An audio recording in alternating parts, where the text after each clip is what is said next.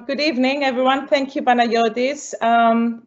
Thank you so much for joining us this afternoon or evening, depending from where you are at the moment in this, I wouldn't call it a webinar, I'd rather call it a meeting with title Preparation and Delivery of an Online Simulated Practice Placement in Occupational Therapy during COVID-19 outbreak.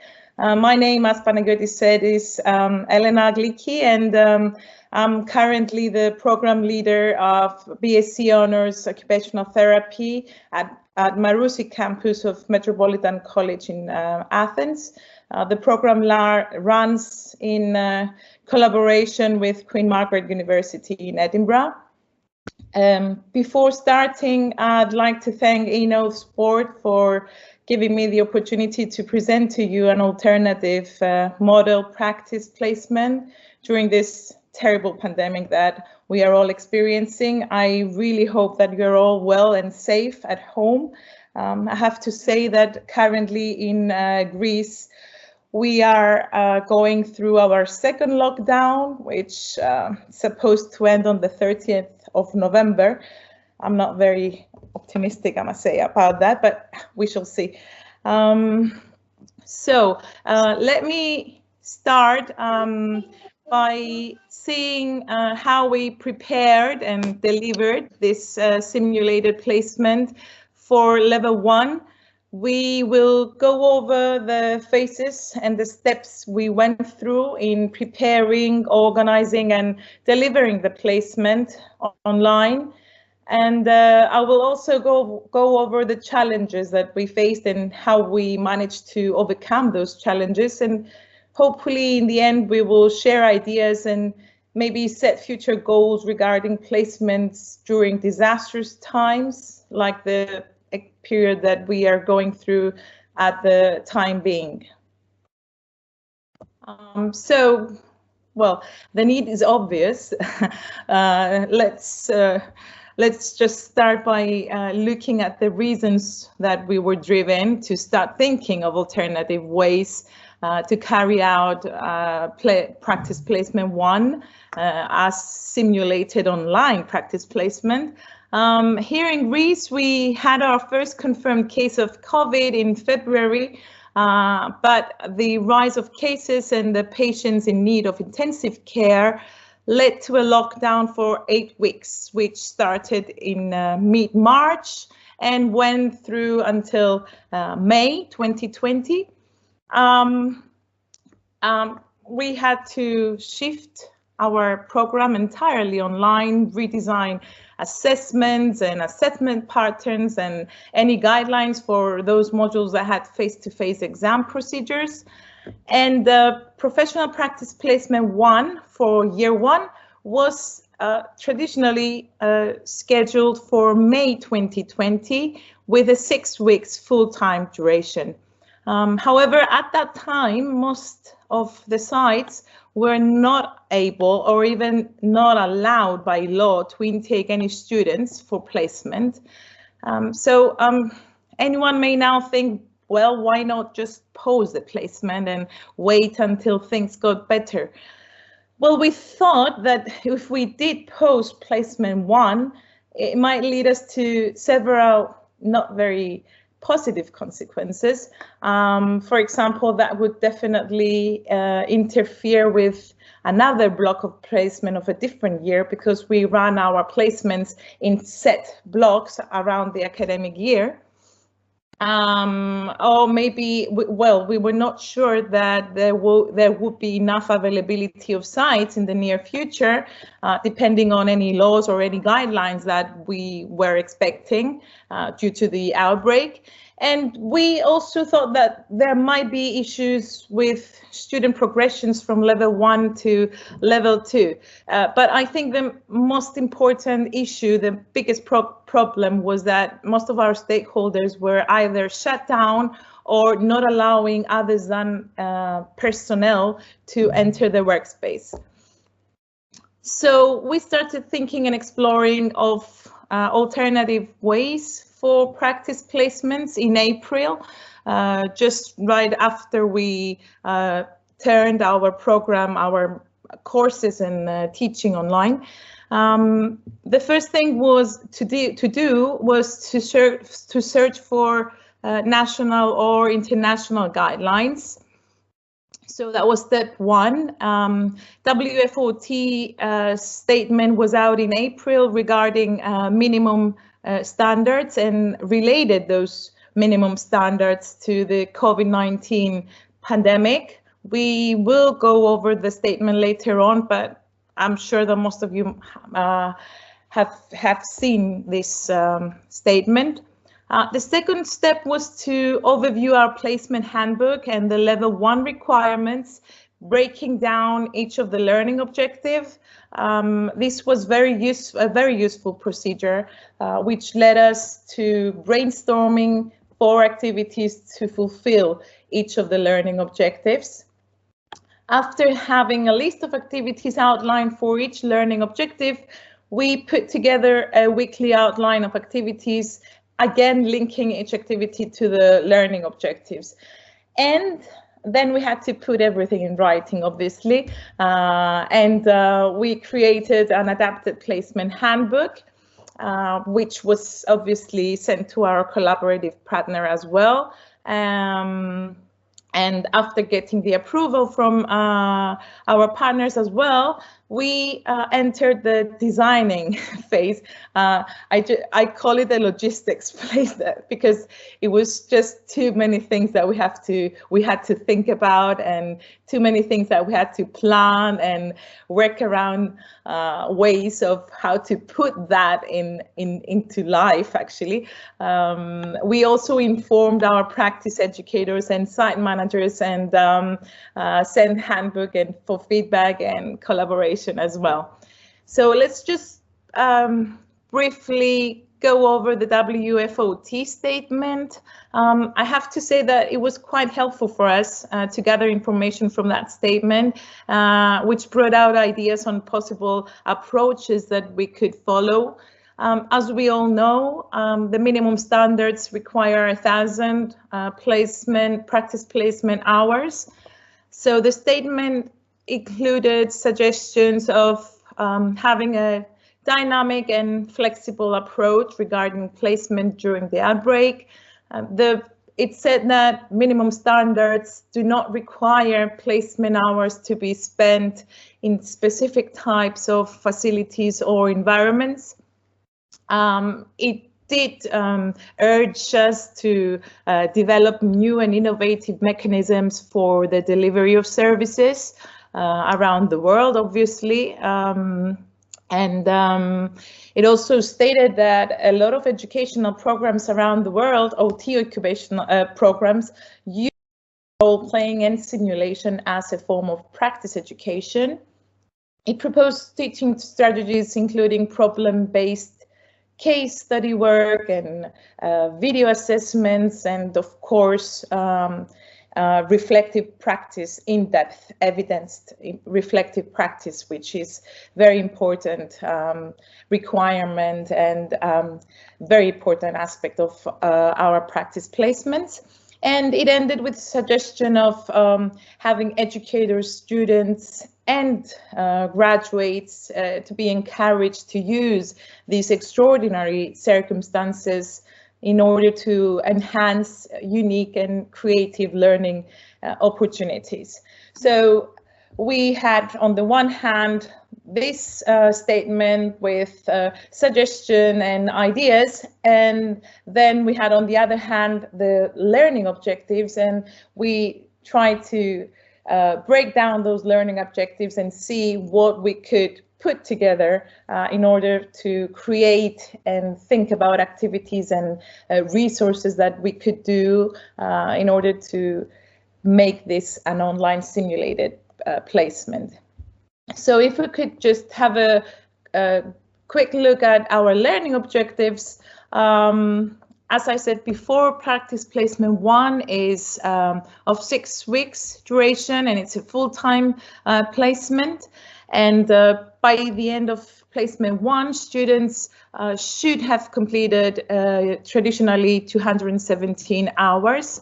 The main core of our learning objectives include professional behavior of placement one include professional behavior and conduct based on the code of conduct, the contribution of occupational therapy within specific contexts, collaborative work with educator and other healthcare professionals within the site, carrying out interviews and documentation, observing service users and identifying main issues, and of course identifying and setting personal goals for professional development. So this was our core on how to proceed forward and start brainstorming basically on any activities and any tasks that we would include in this simulated practice placement. The brainstorming stage, I have to say, this was quite a time-consuming stage and included a lot of hard work from all of us working across the campuses of Metropolitan College. So what we had to do was to start thinking about activities and resources, and I can't stress out enough how important was to link everything to the level of the studies that students were at the time to the learning objectives of professional practice placement one. And we had to go over and see how many resources we had available at the time, which were not enough, obviously, because it was the first time that we were on a lockdown. It was the first time that the program went online. So we really had to be creative. We had long online meetings across the 4 campuses, then with program leaders and placement coordinators to work out everything. And we came out with ideas for activities. So we thought about video case studies of professional conduct, both positive and negative scenarios, recorded initial interviews with interviews of different populations of clients, narratives from clients, any activities to promote collaboration between co-workers, and by that I mean both fellow students and practice educators, and of course other members of the multidisciplinary team. Role playing, of course, that was something that we thought that it would really help the students to get into the role of the occupational therapist and, you know, carry out any tasks within the groups that they were divided. There was a special section of telehealth sessions that we wanted to include. We thought about including because at that time there were a lot of professionals, OT professionals in Greece that started using telehealth sessions with their clients. And of course, meetings with practice educators, video guided tours from sites, and across all of these ideas, our main thing was to find activities to promote reflection throughout the simulation of the placement. And something that we thought that we wanted to include was any new learning technologies in order to promote participation and learning. We all know how difficult it is to keep the participation high when students are online. So we thought of introducing some new learning technologies like Lino and Padlet in order to, you know, keep the students motivated. So after doing all that and deciding on the activities and the structure of the simulated placement, we obviously had to make a clearly structured daily and weekly outline. Again, this was quite challenging as we had to be able to have similar experiences and similar tasks and activities for all students. And then we put all that in writing, obviously, and formulated the Adapted Placement 1 handbook. which, well, putting it in writing was not that difficult because we already had everything planned and set before that. So that was the preparation phase, which I think it took us around 5 weeks overall, maybe 6. It was quite time consuming, and again, I have to say, with a lot of work from all of my colleagues across all the campuses. And now let's move to the logistics phase, as I call it. I have to say that across the 4 campuses, we had almost 100 year 1 students, a large number of students for level 1 across the campuses. So after having our handbook approved, we started preparing, getting the resources ready. We had to prepare the online environment for the delivery. We used Microsoft Teams for that. And we collaborated with any available practice educators to, for support and feedback and any resources available. And then we prepared and delivered student preparation sessions. Traditionally, for level 1, we have placement preparation sessions prior to the beginning of the placement. It's around 10 to 12 hours of preparation. So we had to shift that and carry it out online, along with an extra session with information on the simulation of placement. And then we had to set up our asynchronous platform, our Moodle, as we usually do. All placement documents are uploaded on Moodle, and then we set up the e-portfolio, which is compulsory for every placement, every block of placement. Students have to build up their portfolio, and we do that via e-portfolio from our asynchronous platform, which we set out different categories of the portfolio, and the students have to go online and fill each category in order to make sure that all of our learning objectives are met. And then they've got a category of reflection, so they have specific reflective tasks to do and upload on our e-portfolio. So we did what we usually do regarding our synchronous platform, and then we had to send our synchronous platform, which, as I said, was Microsoft Teams. We formed groups across each campuses, and we had breakout rooms for group discussions, and we scheduled the everyday meetings and so on. So everything was ready prior to the start of the placement. Students were allocated in populations according to the plan allocation that we had for placement 1. So we basically formed 3 main groups, a neurorehabilitation per campus, a neurorehabilitation group, a pediatrics group, and an adult mental health and intellectual disabilities group. And the students were divided to each of those groups depending on their allocation. And that would just move us to the delivery phase. The online simulated delivery occurred in July and had a 3-week duration. This would actually cover half of the expected hours of placement 1. Our goal, which thank God we were able to fulfill, was to have the rest of the hours completed by traditional allocation in September for the rest of the 3 weeks. So the online delivery covered 108 hours of placement. And the students worked well online in groups according to their allocation.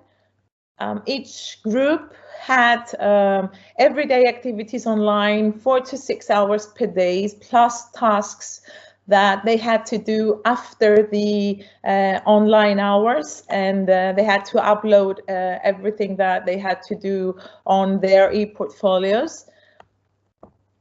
They worked on videos, on written case studies, and on narratives which were population specific, depending on the group that they were allocated, and then they went on to do different tasks, either in smaller groups or individually. Again, everything was linked to their e-portfolio, so they had to build and add information and resources on their portfolios, depending on the daily task that they had.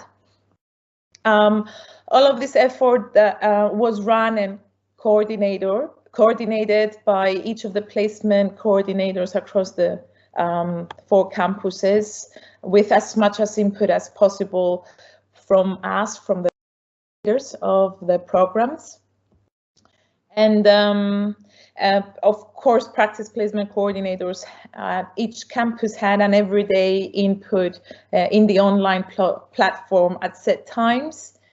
And we also had some members of the teaching teams across the campuses with acknowledged expertise that were invited at different times and in different groups to have discussions with a group of students depending on the daily topic.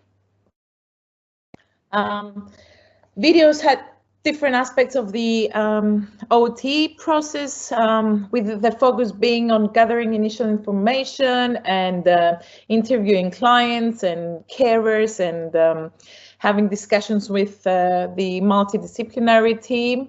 And each week had a specific focus on the learning, based on the learning objectives, with the learning objective 6, which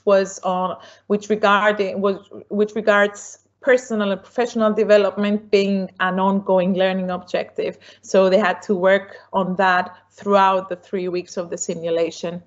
And students, of course, had to continue with doing anything that they would do traditionally regarding placement paperwork. So they had to formulate their learning agreement, which was discussed and signed, and it was completed when they went on in September with their practice educators for the rest of the 3 weeks of placement.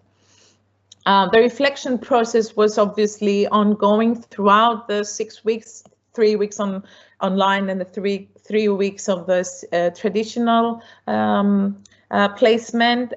So apart from their daily reflections, they had to choose an incident and write a full reflection based on a model of their choice, and then upload that again on their e-portfolio. They and everything. I've said the word e-portfolio because this is very important. Obviously, this is the only way to make sure that students are meeting their learning objectives. So that's why I keep saying that all the time, repeating the word e-portfolio. I do that with our students as well all the time. So please don't mind me.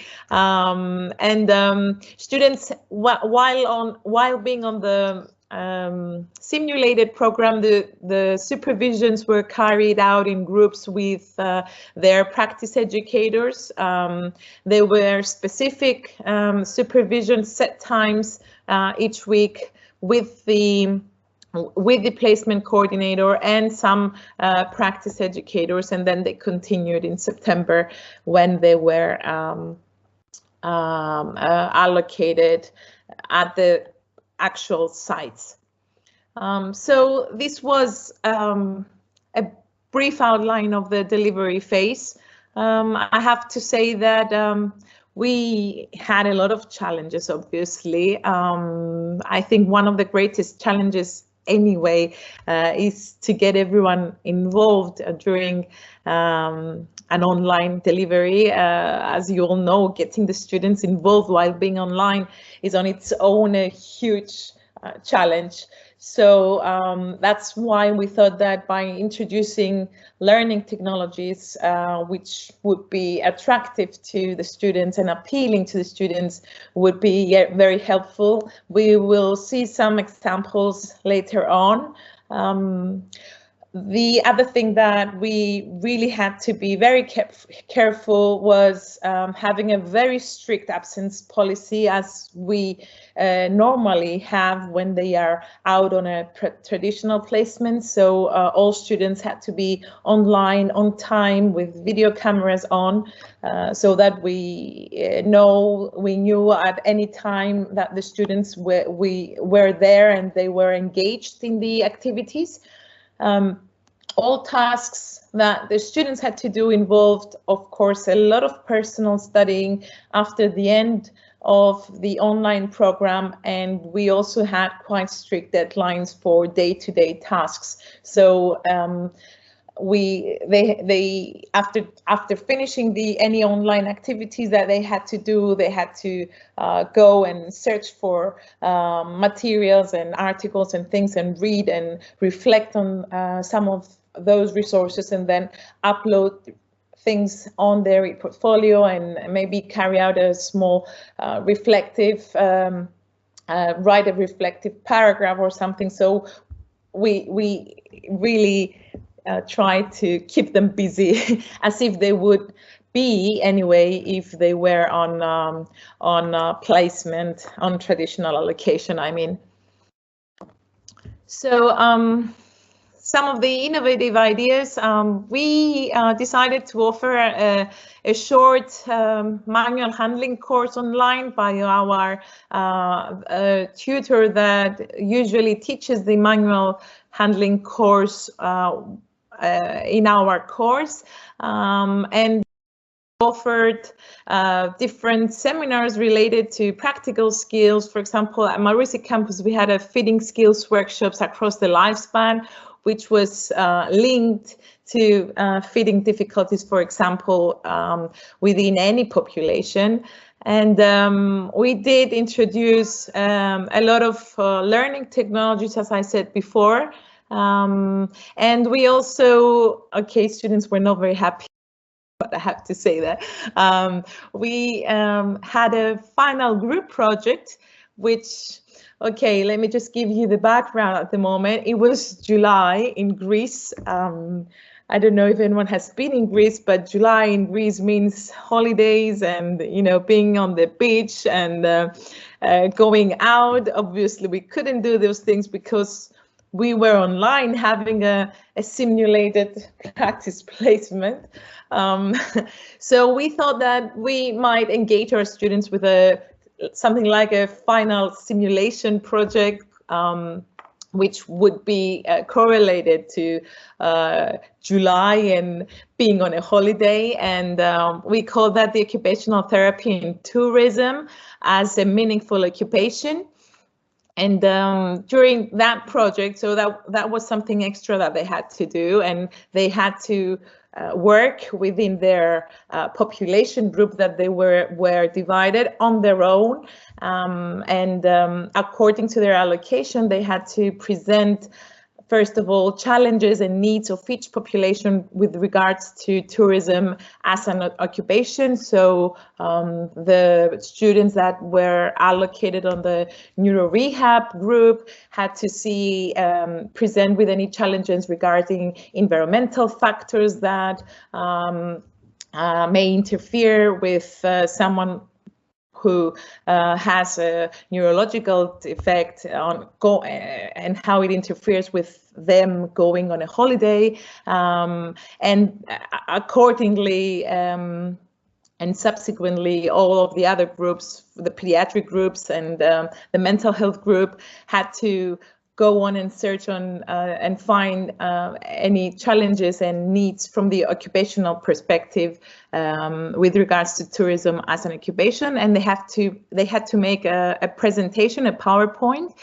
And apart from the PowerPoint presentation that they had to present it across all of the groups of each campus, they also had to design a leaflet for carers or stakeholders or any tourism business. It was entirely their choice, with useful information about going on holiday.